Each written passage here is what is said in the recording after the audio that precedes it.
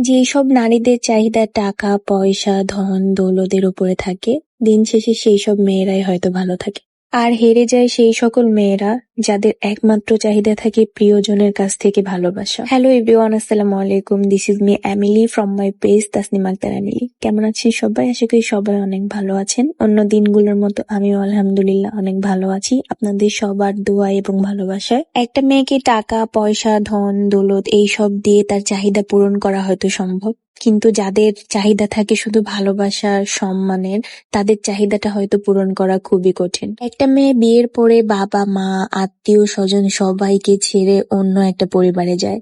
সেই পরিবারের সবাইকে আপন করে নিয়ে নতুন করে সংসার সাজায়। সেই সংসারের প্রতিটা জিনিস নিজের শাড়ির আঁচল দিয়ে মুছে পরিষ্কার করে রাখে, যত্ন করে রাখে। তারপর একদিন সেই সাজানো গোছানো ছোট্ট সংসারটা মেয়েরা ছেড়ে চলে আসে।